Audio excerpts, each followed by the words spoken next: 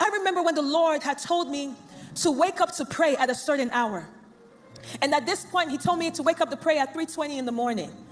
And there was so much going on. One particular day, I was so exhausted. I woke up, it was like 3:15. And I was like, Lord, are you telling me I only have 5 minutes before prayer? And I was, you know, when there are times where you just feel like, God, please, I just need to sleep. I think I slept 20 minutes ago.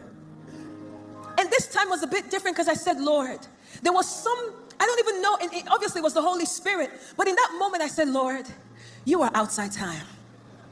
If you can just share some of that with me so I can have a good sleep before this prayer. And the craziest thing happened. It was 3:15. I go back to bed because I felt this peace. I was going to wake up at 3:20 regardless.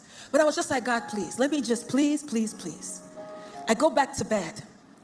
When I woke up, I felt so rejuvenated and refreshed that once I realized how rejuvenated I felt, I panicked. I said, oh my gosh, I overslept. I look at the time, it was 3:16. True story. 1 minute passed. I said, wait, this is not possible. I said, no, I'm going back to bed again. You know, I have 4 more minutes. Let me catch up a bit more.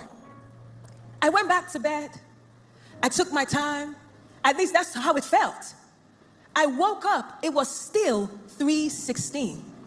I went back to bed 3 times.